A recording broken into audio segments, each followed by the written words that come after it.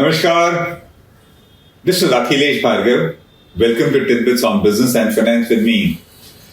Ever since the first COVID wave hit the sluggish Indian economy in March 2020 and it disrupted and contracted economic activity in India, which in turn eroded household income and savings in the country, ever since then, we have all been eager to get back to pre-pandemic levels of economic activity and then to resume growth further.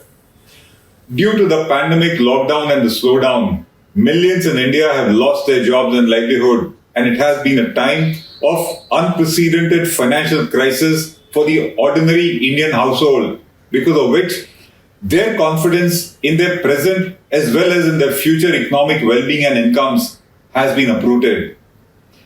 After the lockdown and disruptions of the second COVID wave got over in Q1 of financial year 22, which is it got over by about 30th June 2021, it was predicted by experts that if no further COVID wave comes, then India should be able to witness the resumption of normal economic activity and growth by the first half of the coming financial year, which is financial year 2023.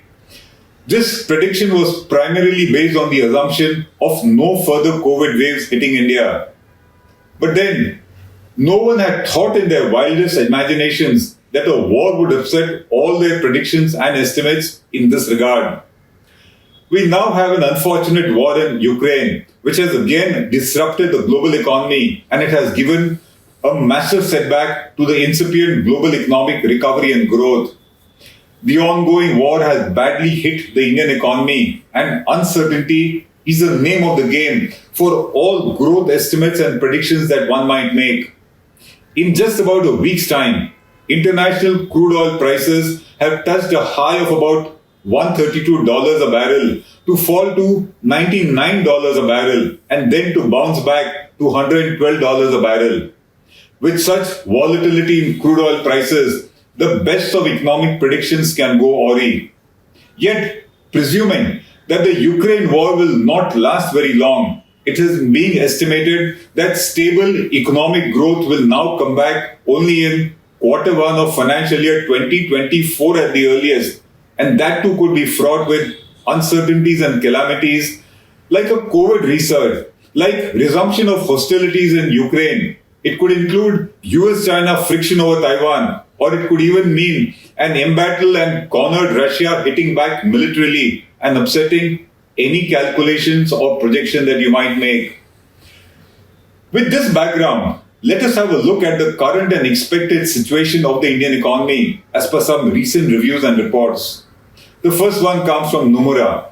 A recent Nomura report says that its India Business Resumption Index recorded a high of 126.4 for the week ended 20th March as against 122.8 in the previous week. That's a good recovery.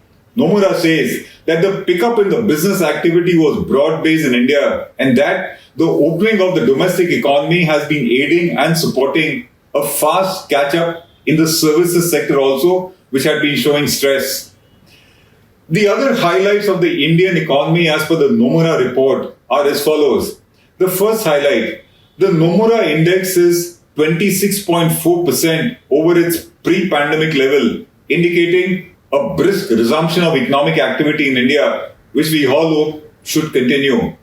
The second highlight, all mobility indices which show economic activity and movement in the country are above their pre-pandemic levels, and these include the Google Workplace Mobility Index, the Retail and Recreation Index, and the Apple Driving Index, all showing that activity has been resumed.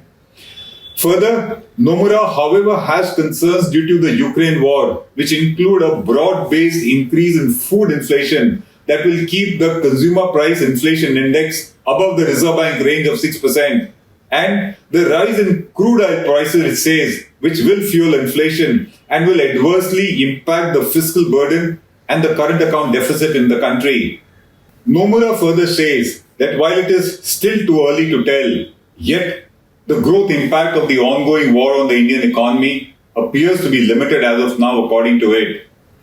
Moreover, it points out that the Indian consumers have been shielded from the rising crude oil prices so far, but that period is over since the government is bound to now continuously increase the prices of petro products, which has already begun.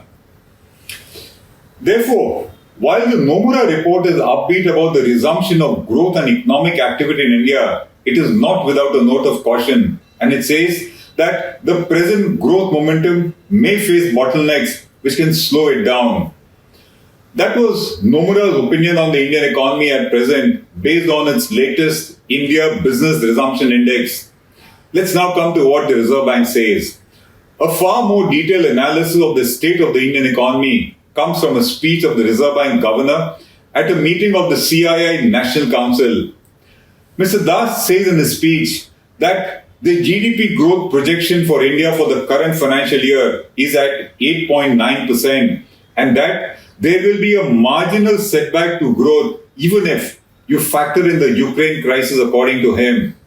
He says that the Ukraine war has created new challenges and the Reserve Bank will seek to cushion its fallout by going beyond the rule book, and that it will be as innovative as possible as it has been in the past, he claims. The Reserve Bank Governor then says that the Indian economy is better placed in the global milieu, which he says is unimaginably uncertain and for which he points to the extreme volatility in crude oil prices in global markets which we have been witnessing. The RBI governor further mentions that India will not breach the 6% consumer price inflation index mark on a continuous basis. In other words, it will not remain above 6% for too long. He, however, says that we need to be cautious about supply-side bottlenecks, including issues like rise in shipping freight, non-availability of containers, etc. The RBI governor further mentions that with forex and forward market holdings at $677 billion, India is comfortably placed to tackle any spillover effects of the war. Further, he says that India is far away from grim prospects and stagflation is not a worry at all. He mentions that banks are sitting comfortable with their capital adequacy ratio at 16% and gross NPAs at 6.5% with a provision coverage of 69%. The RBI governor reassured the CII National Council by saying that the Reserve Bank is watchful and it is at the same time committed and confident of dealing with emerging situations and challenges at any level. He assures and says the Reserve Bank will ensure abundant liquidity to support the productive sectors of business and for the credit system to be active and to function normally. He further informs the CII National Council that all RBI schemes have a sunset clause and that it will ensure that the whole process of injection of liquidity and its withdrawal by it is not very disruptive, which is very reassuring. He points out and says that the Reserve Bank is confident of maintaining stability of the rupee.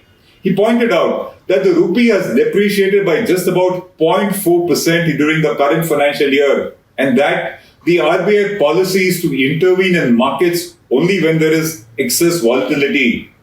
He said that India's forex reserves and its ability to finance its own current account deficit will maintain rupee stability in the coming months. Mr. Das then says that about inflation and monetary policy, for the last 2 years, the RBI has remained supportive of growth and it has resisted all temptations and expectations of reversing the monetary policy and moving away from its accommodative stand. And that's because he says that the Reserve Bank could see that inflation would moderate, and according to him, it did moderate. That was the view of the RBI governor on the Indian economy. Yet another upbeat report on the present state of the Indian economy is the CMI's Consumer Sentiment Index, which surged by 31.9% between June 2021 to February 2022, and which has further gone up by 8.2% in March so far. The CMI further says that there has been a smart recovery in consumer sentiment after it suffered a huge setback because of COVID last year.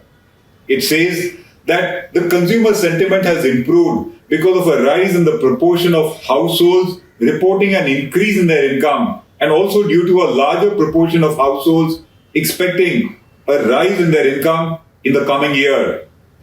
Consumers thus now believe, according to it, that it is better to buy consumer durables than it was a year ago.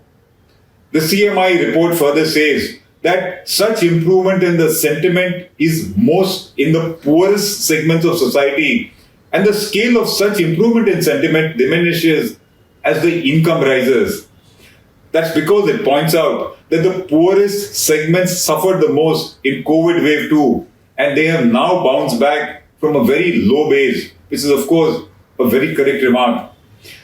Thus, those earning up to rupees 1 lakh a year saw their consumer sentiment improve by 49.5%, while that in the case of those earning up to 10 lakh rupees a year saw an improvement in sentiment of just about 8.5%.